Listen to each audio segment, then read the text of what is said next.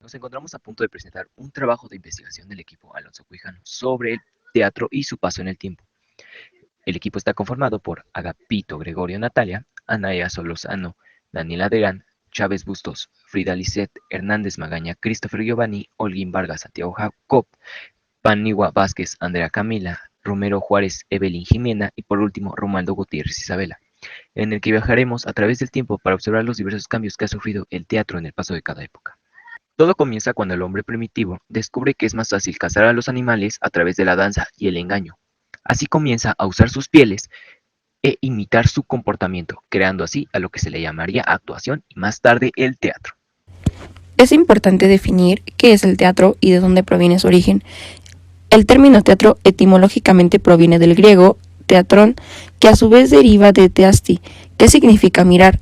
El teatro se origina en la antigua Grecia mediante el nombre de diatrambo, la cual era una ceremonia en la que los griegos asistían a conmemorar al dios Dionisio, dios de la vegetación y el vino. Más tarde se le asocia con el teatro. Durante las ceremonias le pedían a Dionisio que el campo fuera más fértil para lograr buenas cosechas. La celebración consistía en una procesión que recorría avenidas y calles y en ello llevaban la estatua del dios Dionisio, montada sobre un carro, seguida de danzantes que iban disfrazados y embriagados. Dionisio, según la creencia, moría en el invierno y renacía en la primavera. Para poder saltar de época es necesario comprender cómo evolucionaron las ceremonias hasta convertirse en actuación, por lo que conoceremos a Tepis, el cual en el año 534 a.C. fue un poeta y dramaturgo, el cual creó el teatro como lo conocemos, ya que aún eran rituales, por lo que él incorporó una docena de hombres con máscaras y maquillaje para recrear escenas relacionadas con los dioses. Teniendo en cuenta esto, ahora sí podemos continuar. Continuamos con la historia en Grecia y Roma, las cuales mantuvieron el invento de Tepis, agregando algunos géneros diferentes, los cuales fueron la tragedia y la comedia. Este teatro se caracterizó por sus obras vinculadas a las ceremonias religiosas y danzas con máscara al dios Dionisio, y se origina el coro en el teatro. Además que las máscaras con rasgos exagerados se volvieron un ícono importante de este teatro. Es importante destacar a 4 autores de la época. Esquilo, 525 al 456 a.C. Fue considerado el creador de la tragedia griega y reconocido por su innovación tras incorporar un segundo actor, cuando aún las obras eran interpretadas solo por un personaje. Sus guiones se basaban en temas de la mitología, con personajes de dioses, semidioses o seres sobrehumanos que se expresaban con un lenguaje grandilocuente y metafórico. Sófocles, 496 al 406 a.C. Fue muy popular por incorporar diversas innovaciones, como el coro, la escenografía y la técnica actoral. Las obras de Sófocles reflejaban el sufrimiento de los hombres expuestos a las situaciones extremas que les deparara el destino y por la justicia divina de los. Eurípides, 484-406 a.C. Fue celebrado por sus diálogos inteligentes, realistas y por plantear preguntas incómodas a la audiencia, que invitaban a la reflexión. Se dedicó por completo a plasmar los problemas y pasiones. En sus guiones se destacaron los héroes de carne y hueso. Aristófanes fue el principal exponente del género cómico.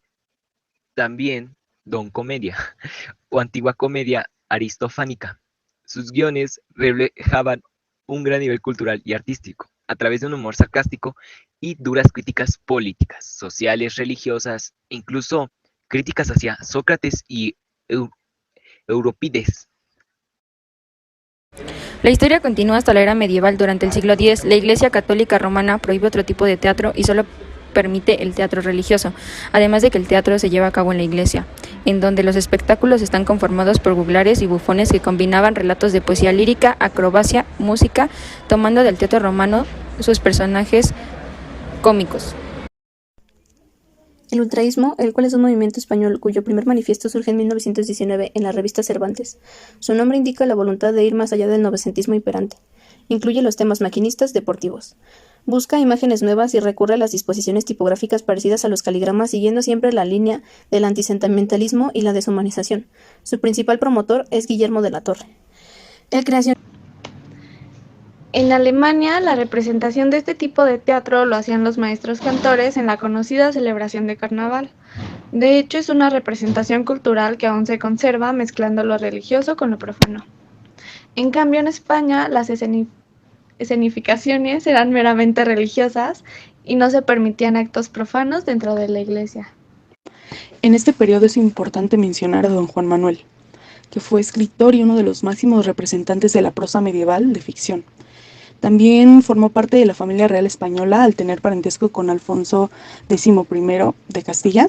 Su obra maestra es sin duda alguna el libro de Patronio, más conocido como el Conde Lucanor, el cual está compuesto por un total de 50 cuentos, fábulas o alegorías.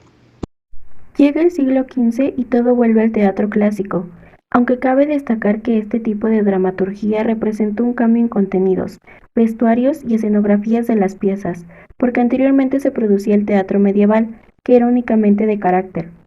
En este sentido, la dramaturgia experimentó un proceso de transformación gracias a la llegada del Renacimiento, donde existía mayor libertad a la hora de abordar algunos temas. El teatro renacentista, como toda arte escénica, posee varias características que lo definen, tomando en cuenta los géneros abordados o los sitios donde se desarrollaban las obras, además del papel de los actores y dramaturgos. Si hablamos de géneros, en la dramaturgia renacentista estuvo presente la tragedia y la comedia. La primera relata aquellos conflictos que generalmente no son resueltos, mientras que la segunda se basa en historias cómicas. Otra característica importante de las obras son los sitios donde se realizaban, porque las piezas teatrales iban dirigidas especialmente a las clases sociales altas. Sin embargo, existen otros registros históricos, los cuales señalan que al principio la puesta en escena se realizaba en tabernas. De esta forma asistían personas de todos los estratos sociales. El teatro renacentista estuvo conformado por grandes autores que tenían conocimiento en la parte dramatúrgica, poética, histórica, filológica u otras áreas, en las que destacan Albertino Musato. Nació en 1261 en la ciudad italiana de Padua. Fue quien promovió el renacimiento del latín literario. Además, el dramaturgo escribió Eserinis, la primera tragedia italiana clasificada como obra renacentista. La historia trataba de la tiranía del dictador y comandante de soldados mercenarios Escelino III da Romano. Gracias a su extraordinario trabajo, obtuvo el título de poeta laureado, una distinción que permite al artista componer poemas para eventos y reuniones especiales solicitadas por el gobierno o por alguna institución. Bernardo Dovicio de Baviera fue un eclesiástico que desempeñó el rol de diplomático y dramaturgo. Nació en 1470 en Viviena, Italia. Él redactó la primera obra de comedia renacentista denominada La Candelaria en el año 1513, compuesta de 5 actos en la que se explica la historia de los gemelos separados, Santilla y Lidio, los cuales buscaron reencontrarse al crecer. De igual manera, el relato narra la historia de amor entre Lidio y Fulvia, una mujer casada. Mientras tanto, en Inglaterra surgen leyes que prohíben realizar obras en las calles y se obliga a la gente a asistir a un teatro. En este periodo no hay mucho que decir, pues el teatro se vuelve simple con presencia de escenarios no decorados o la presencia de solamente actores varones. Lo único que cabe destacar es que se mezclan varios géneros durante una sola obra, algo que no se había visto antes. En este periodo surgió uno de los escritores más famosos y reconocidos mundialmente, William Shakespeare, Stratford-on-Avon, 1564 a 1616, el cual fue la figura insigne del teatro isabelino. Se le considera responsable de darle al teatro profundidad, al expresar la complejidad del drama humano sin moralizaciones, rompiendo totalmente con el carácter del teatro medieval. Escribió tanto comedia como tragedia. Son célebres sus títulos Hamlet, Otelo, El Rey Lear, Romeo y Julieta, Sueño de una noche de verano, Mucho ruido y pocas nueces y El mercader de Venecia.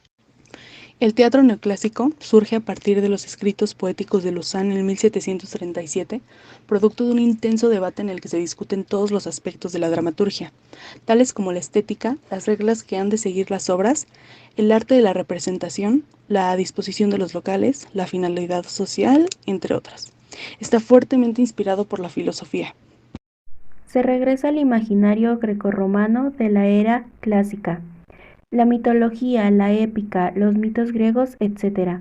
También se valoraron las temáticas históricas contemporáneas, como la Revolución Francesa, además que se caracteriza por su principio estético que refleja la razón humana, claridad de formas, colores sobrios, espacios llanos, líneas verticales y horizontales fuertes, y en líneas generales una apuesta por la sencillez y la linealidad. Además de que se separaran los géneros para evitar confusiones en las obras, y principalmente se usa este tipo de teatro en Francia, donde se vuelve conocido en todo el país en poco tiempo. Cabe resaltar que durante este periodo se integran las mujeres al reparto, algo que no se había permitido antes, cosa que se mantendría durante las demás épocas. En este punto que surge el teatro contemporáneo durante el siglo XX, llegando desde Europa hasta América, es en este periodo donde se forma el teatro como lo conocemos, actualmente agregando el teatro, la danza, el canto, el circo y el performance, buscando la originalidad en el lugar clásico, siempre manteniéndose de la mano con la literatura. En este punto que surge el teatro contemporáneo durante el siglo XX, llegando desde Europa hasta América, es en este periodo donde se forma el teatro como lo conocemos, actualmente agregando el teatro, la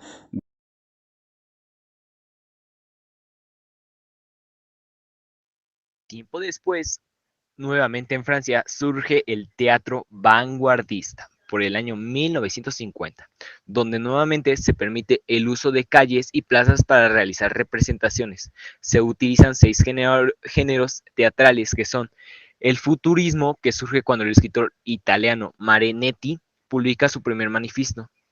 Él es antirromántico y defiende la civilización mecánica y técnica. Trata de temas como la máquina, el avión, la energía, el deporte, estilo que busca la rapidez, rompiendo a veces con la sintaxis para dejar las palabras libres. El cubismo surge como un movimiento pictórico. Desde el punto de vista literario surge como Guillaume Apollinaire, quien se propone descomponer la realidad para hacer composiciones libres de imágenes o frases. Este escritor compondrá sus famosos caligramas.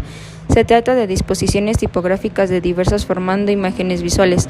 El dadaísmo surge en Suiza con Tristan Tarza, su nombre elegido al azar, abriendo un diccionario con un cuchillo de un balbuceo infantil. Este movimiento es de la rebeldía pura, contra la lógica, contra las convenciones estéticas, contra el sentido común. Propugna liberar la fantasía de cada individuo, superar todas las inhibiciones y recurrir a un lenguaje incoherente. El ultraísmo, el cual es un movimiento español cuyo primer manifiesto surge en 1919 en la revista Cervantes. Su nombre indica la voluntad de ir más allá del novecentismo imperante. Incluye los temas maquinistas deportivos. Busca imágenes nuevas y recurre a las disposiciones tipográficas parecidas a los caligramas, siguiendo siempre la línea del antisentimentalismo y la deshumanización. Su principal promotor es Guillermo de la Torre. El surrealismo surge como un movimiento español. Surge a partir del francés Apollinaire, ya que este autor es el que crea el término. Buscó la liberación total del hombre, liberación de los impulsos en el subconsciente. Buscó liberar el poder creador del hombre, así se inventó una escritura automática realizada sin reflexión. De ahí que las palabras se unan al azar, por ejemplo mediante el collage de frases recortadas de los periódicos. Se transcriben los sueños a través de los cuales surge el subconsciente. Se produce una liberación del lenguaje con asociaciones libres e inesperadas de palabras, metáforas extrañas, imágenes oníricas y hasta delirantes. En este periodo destaca el autor Alfred Jarry, nacido en Francia el 8 de septiembre de 1873. Fue un dramaturgo, novelista y poeta francés, conocido por sus hilarantes obras de teatro y su estilo excéntrico, destacando su obra Ubu Rey. Estrenada el 10 de diciembre de 1896 en el Teatro de Louvre, París, a partir de este estreno el teatro experimenta cambios definitivos, rompiendo así con una fuerte tradición al renovar tanto la escritura dramática como los conceptos de puesta en escena, desde la iluminación, vestuarios, utilización de máscaras, gestualidad actoral, etc., convirtiéndose Alfred Jarry con esto en uno de los precursores más importantes del surrealismo, del dadaísmo y del teatro del absurdo. Trata del capitán del ejército polaco, ex rey de Aragón y gran doctor en patafísica Ubu. Instigado por su mujer, decide derrocar al rey de Polonia Wenceslao, con la ayuda del capitán Bordura y su ejército, instalando una terrible tiranía. Pelelau, hijo del antiguo rey, logra escapar de la matanza de su familia, acudiendo al apoyo del rey de Rusia, quien le concede el control de un ejército para poder recuperar su corona.